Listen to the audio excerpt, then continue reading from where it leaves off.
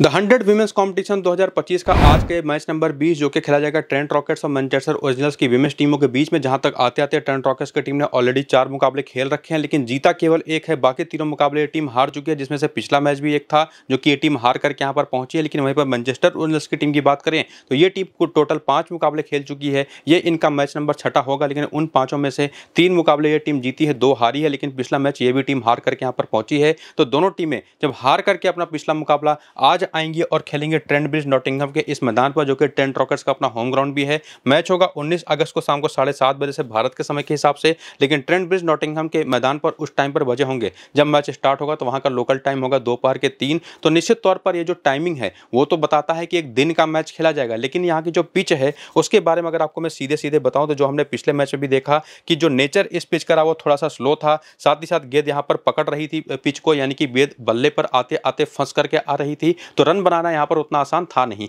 और इसी वजह से हमने क्या देखा, पिछले दोनों मुकाबले जो इस सीजन के इस मुकाबले इस मैदान पर खेले गए, उसमें पहले वाले मैच में 128 का स्कोर बना, 8 विकेटें गिर गई पहले इनिंग के दौरान, जिसको चेस करते हुए नॉर्दर्न सुपरचार्जर्स की टीम ने काफी धीरे धीरे लेकिन आसानी से उस मैच को जीता। 129 रन का स्कोर बना करके 2 विकेट पर और मैच को जीत लिया। और वहीं पर जब दूसरा मैच हुआ तो वहां पर भी सेम कंडीशन देखने को मिली, जहां पर ट्रेंट रॉकेट्स की टीम एक बार फिर से पहले बैटिंग करते हुए फंस गई और 106 के स्कोर पर ऑल आउट हो गई, जिसको चेस करते हुए साउदर्न ब्रेव की टीम ने काफी आसानी से और आराम से स्कोर को चेज किया और 109 रन बना करके 4 विकेट पर उस मैच को जीत लिया। जहां पर पावर प्ले की कंडीशंस अगर आप देखें तो पहली इनिंग में खास करके पहली 25 गेंदों पर 36 के स्कोर पर 2 विकेटें गिरी। यहां पर भी पहली 25 गेंदों पर 24 के स्कोर पर 3 विकेटें गिरी। यहां पर सेकंड इनिंग का पावर प्ले भी बहुत ज्यादा बेहतर नहीं था सामने वाली टीम का, हालांकि यहां पर पावर प्ले सेकंड इनिंग का काफी बेहतर था। तो इन दोनों मैचेस के स्कोर कार्ड को भी देख करके पता चलता है या समझ में आता है कि सेकंड इनिंग की बैटिंग करना यहां पर शायद ज्यादा आसान हो। हालांकि ये फॉर श्योर तो नहीं कह सकते किस टीम की बैटिंग कैसी है, किस टीम की बॉलिंग कितनी बेहतर काम करती है, उस पर भी काफी सारी चीजें डिपेंड करेंगे। लेकिन एक बात तो क्लियर है कि जो पिच का नेचर स्लो है, गेंद जहां पर बल्ले पर फंस करके आती है तो रन बनाना यहां पर उतना आसान होता नहीं है। और इसी वजह से यह देखा गया है कि पहली इनिंग में जब एक्सीलरेट करने जाती हैं टीमें, रन रेट को बढ़ाने जाती हैं, तो उनकी इतनी जल्दी जल्दी विकेटें गिर जाती हैं कि वो स्कोर बन ही नहीं पाता कि उसको डिफेंड कर पाए। और उसके बाद सेकंड इनिंग में जब कंडीशन थोड़ी सी स्टेबल हो जाती हैं तो निश्चित तौर पर कोई भी टीम सेकंड इनिंग में बैटिंग करते हुए मैच को जीत पा रही है। यही पहली इनिंग का स्कोर अगर 140 130 के ऊपर चला जाए तो निश्चित तौर पर उसको चेज करना मुश्किल हो जाएगा। बाकी इसके पहले के 4 और मैचेस के स्कोर कार्ड भी अगर आप चाहें तो देख सकते हैं। हालांकि इस पिच के बारे में बताने के लिए इस सीजन के ये दो मैचेस थे वो काफी थे। बाकी ओवरऑल देखा था पिछले 6 मैच में 3 बार पहले बैटिंग करने वाली टीम, 3 बार बैटिंग सेकंड करने वाली टीम मैचेस जीती है। स्पिन को 36 और पेस को 35 विकेटें मिली। और ध्यान रखिए पेस की 35 में से 27 विकेटें पहली इनिंग के अंदर ही आ गई हैं और उसमें स्पिन की 36 में से 13 पहली इनिंग में, 23 सेकंड इनिंग में। और ये भी बताता है कि पेसर्स कब आपकी टीम में होनी चाहिए ज्यादा और स्पिनर्स कब ज्यादा होनी चाहिए आपकी टीम में। स्पिनर्स तो बेसिकली पूरे मैच के दौरान दोनों इनिंग्स में आपकी टीम में होने चाहिए, लेकिन पेसर्स का ज्यादातर रोल आपको पहली इनिंग की ही बॉलिंग में देखने को मिलेगा। तो सबसे पहला काम आप एक और जो कर लीजिए कि जाकर के टेलीग्राम और व्हाट्सएप चैनल को ज्वाइन कर लीजिए, क्योंकि यहीं पर आपको मैं बता दूंगा कि वो सेम पिच यूज हो रही है या नेचर उसका सेम है जैसा अभी आपको मैंने बताया पिछले 2 मुकाबलों में देखने को मिला पिच का। हालांकि ये पिच रिपोर्ट आता तो नहीं है, लेकिन फिर भी आपको मैंने पिच के बारे में बता ही दिया है। फिर भी कोई अपडेट आता है पिच के बारे में अगर, तो आपको मैं टेलीग्राम और व्हाट्सएप पर बता दूंगा। साथ ही साथ वेदर के बारे में तो जरूर बताऊंगा, क्योंकि उसका भी एक बड़ा रोल होगा और उसकी बेसिस पर जो फाइनल टीम बनेगी वो भी टेलीग्राम और व्हाट्सएप पर आपको मैं दूंगा। तो दोनों को जाकर के ज्वाइन करिए। लिंक इनका इसी वीडियो के डिस्क्रिप्शन में और कमेंट बॉक्स में जो पिन किया हुआ कमेंट है वहां पर आपको देखने को मिल जाएगा। तो फिलहाल आगे आइए देखते हैं। सबसे पहले प्लेइंग ऑन बैटिंग ऑर्डर यहाँ पर आपके सामने है जो ट्रेंट रॉकेट्स की टीम है, जिसमें से बॉलिंग ऑप्शन की बात करें तो ये 6 बॉलिंग ऑप्शन ट्राई की जा रही है, जिसमें एलेक्सा स्टोनहाउस सबसे कम बॉलिंग करती हैं। बाकी जो 5 बॉलर है ना उनको आप मेन बॉलर के तौर पर भी ट्रीट कर सकते हैं, जिसमें से कैसिडी मैकार्थी हैं जो बहुत बड़ा रोल तो प्ले करते दिखाई नहीं पड़ रहे हैं, लेकिन इस टीम की तरफ से चाहे कास्टी गॉर्डन हो, चाहे एशले गार्डनर हो,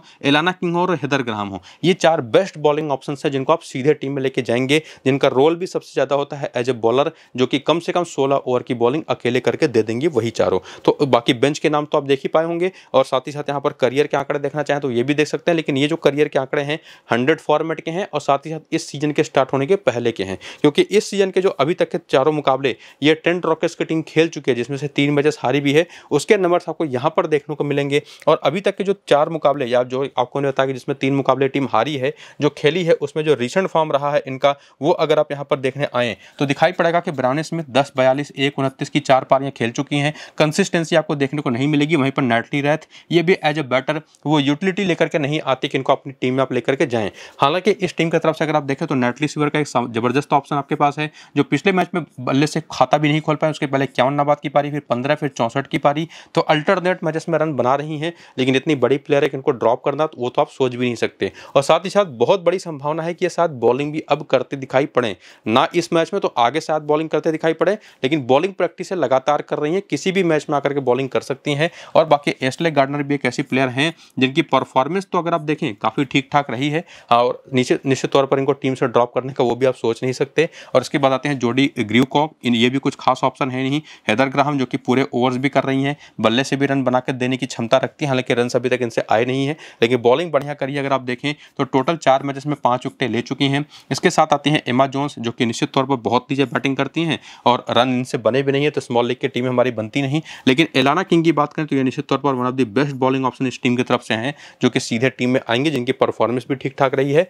और एक और नाम जो इस टीम के अंदर है कास्टी गॉर्डन, इन्होंने भी काफी बढ़िया ना सिर्फ बैटिंग की पिछले मैच बॉलिंग तो करी ही, उसके पहले वाले मैच भी 4 विकेट लिया था। तो यही 5 ही प्रॉपर ऑप्शन आपको इस टीम की तरफ से देखने को मिलेंगी, जो कि आपकी टीम में आने लायक है स्मॉल लीग की टीम में। हालांकि ग्रैंड लीग अगर आप टीम बना रहे हैं तो उसमें ब्रायन स्मिथ को ट्राई कर सकते हैं, साथ ही साथ उसमें आप किसी एक आध टीम में एलेक्सा स्टोनहाउस को भी ट्राई कर सकते हैं, किसी एक आध टीम में कैसिडी मैकार्थी को भी ट्राई कर सकते हैं। तो 3 ग्रैंड लीग की भी अच्छे ऑप्शन इस टीम के अंदर हैं, लेकिन स्मॉल लीग में निश्चित तौर पर केवल 5 ही बेस्ट ऑप्शन है जो कि आपकी टीम में आने लायक भी हैं। उसके बाद आकर के हेड टू हेड के आंकड़े भी देखें तो उसमें भी नंबर्स ही केवल आप देखिए, क्योंकि बाकी आपको मैंने रोल बता ही दिया कि किस बॉलर का या किस बैटर का क्या रहेगा, कौन सी प्लेयर हमारी टीम में आएंगी, वो हमारा काम काफी हद तक क्लियर हो चुका है। लेकिन फिर भी अगर आप हेड टू हेड के नंबर्स देखना चाहें तो ब्रायन स्मिथ के 4 मैच 55 रन है, 3 विकेट हैं, जो कि फिलहाल तो बॉलिंग कर नहीं रही। नैटली रेथ की 1 मैच केवल 17 रन है। नैटली सीवर जो कि हमारी टीम में होंगी ही होंगी, 3 मैच 102 रन है, 56 नाबाद का हाईएस्ट स्कोर है। एशले गार्डनर के 1 मैच पर 36 रन है, 1 विकेट है। उसी में हेदर ग्राहम के 3 मैच में 33 रन है, 3 विकेट हैं। एलाना किंग के 3 मैच में 4 विकेट हैं और कास्टी गॉर्डन के 4 मैच में 7 विकेट हैं। तो ये कुल ऑप्शन जो पांचों थी वो तो निश्चित तौर पर हमारी टीम में रहेंगी ही। जैसे मैंने आपको कहा था कि एलेक्सा स्टोनहाउस, कैसिडी मैकार्थी और साथ ही साथ ब्रायन स्मिथ, 3 जबरदस्त ऑप्शन ऐसे भी हैं इस टीम के अंदर, जो कि ग्रैंड लीग में तो कम से कम ट्राई की जा सकते हैं, लेकिन सिर्फ ग्रैंड लीग में, स्मॉल लीग में तो कतई नहीं। तो ये चीज़ आप जरूर ध्यान बना करके रखिएगा। बाकी 5 प्लेयर तो जो पक्के तौर पर हमारी टीम में आनी थी वो क्लियर हो ही चुका है। वेन्यू के भी नंबर्स अगर आप देखना चाहें तो देख सकते हैं, क्योंकि ये जो वेन्यू है वो इस टीम का अपना होम ग्राउंड है। और इस मैदान के ऊपर देखें तो ब्रायन स्मिथ के आंकड़े काफी ठीक ठाक है, 15 मैच में 360 रन, 24 का बैटिंग एवरेज। नेटली रेथ कुछ खास ऑप्शन दिखाई नहीं पड़ेंगी यहाँ पर, वही नेटली सीवर हो गए, एशले गार्डनर हो गए, इन दोनों के नंबर्स भी जबरदस्त हैं, वो प्लेयर हमारी टीम में रहेंगी भी, ये बात पक्के तौर पर हम समझ चुके हैं। बाकी हेदर ग्राहम हो गई, एलाना किंग हो गई और कास्टी गॉर्डन हो गई, इनके भी नंबर्स आपको काफी ठीक ठाक देखने को मिल जाएंगे, जो कि सीधे हमारी टीम में आती भी हैं। और बाकी जैसे मैंने आपको कहा था कि Alexa Stonehouse, Cassidy McCarthy, numbers तो इनके बहुत ही ज्यादा एवरेज हैं, लेकिन उसमें ब्रायन स्मिथ के नंबर फिर भी ठीक ठाक हैं, तो ये ग्रैंड लीग में ट्राई की जा सकती हैं। तो काफी क्लैरिटी के साथ इस टीम की तरफ से आपको ज्यादा अगर हम देखें तो कंफ्यूजन देखने को नहीं मिलेगा कि किस प्लेयर को लेके जाएं, किसको छोड़ दें। और बाकी प्लेयर बटर की भी आंकड़े अगर आप देखना चाहें तो देख सकते हैं कि Brian Smith left arm orthodox और लेग स्पिन बॉलिंग पर फंसती है, ओवरऑल स्पिन अच्छा नहीं खेलती, जिसमें क्लिस्टन बिंग को 2 बार आउट कर चुके हैं 12 गेंद पर, लॉरेन फाइलर 2 बार आउट कर चुके हैं 6 रन देकर के, अमेलिया केयर 20 गेंद पर 21 रन देकर के 2 बार आउट कर चुके हैं, कैथरीन ब्राइस बिंग को 12 गेंद पर 19 रन देकर के 2 बार आउट कर चुके हैं। तो नंबर्स काफी खराब हैं।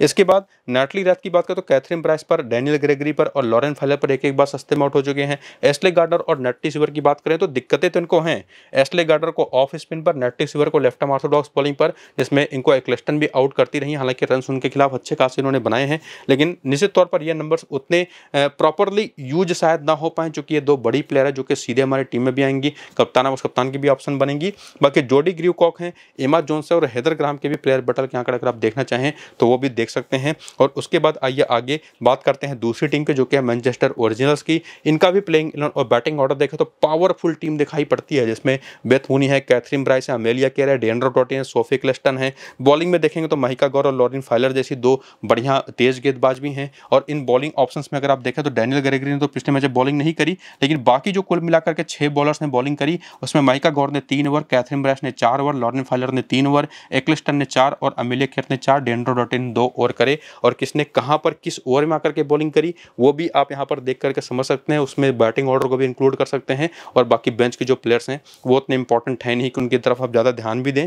करियर के आंकड़े देखना चाहें तो वो भी देख सकते हैं, हालांकि ये भी उतना इंपॉर्टेंट नहीं है, क्योंकि ये टीम ऑलरेडी 5 मुकाबले खेल चुकी है और उसमें से 3 मुकाबले जीत करके बढ़िया परफॉर्म भी कर चुकी है। लेकिन नंबर्स क्या रहे हैं उन मैचेस में उसको देखने के लिए अगर आप यहाँ पर आए और रिसेंट फॉर्म को चेक करें तो आपको क्या देखने को मिलेगा। आप यहाँ पर देखेंगे कि जो इनके टॉप ऑर्डर बैटर है बेथ मूनी, इनकी केवल एक इनिंग अभी तक अच्छी आई है इस पूरे सीजन में 70 रन की, और आप कह सकते हैं कि 26 रन की भी एक पारी आई है, लेकिन कुछ खास फॉर्म में दिखाई नहीं पड़े। लेकिन ये एक ऐसी प्लेयर है ना जिनको आप ड्रॉप कर ही ही नहीं सकते। ये किसी भी मैच में आपको वन साइडेड विनिंग करा सकती हैं अगर आप इनको कप्तान भी बना करके लेके जाएं। इसके साथ साथ कैथरीन ब्राइस जो कि एज ऑलराउंडर अगर आप देखें तो 5 run 2 wicket, 45 run 2 wicket, 2 run 2 wicket, 24 run 1 wicket और 0। तो जबरदस्त परफॉर्मेंस पूरे टूर्नामेंट के दौरान अभी तक इनकी रही है। और उसमें अमेलिया केयर को भी हम इंक्लूड कर सकते हैं जो कि सीधे टीम में आएंगी। सेरिन स्मेल उतनी अच्छी ऑप्शन आपके लिए साबित रहेंगी नहीं, जो कि आपके पास डेंड्रा डॉटिंग का भी ऑप्शन है जिन्होंने पिछले मैच में ही हाफ सेंचुरी लगाई और लगातार बॉलिंग कर रही हैं। सोफी क्लिस्टन का रीसेंट फॉर्म आप देख लीजिए, ये भी जबरदस्त है, सीधे टीम में आएंगी। और बाकी सीधे जो ऑप्शन आपकी टीम में आने वाली है वह यहाँ पर लॉरेन फाइलर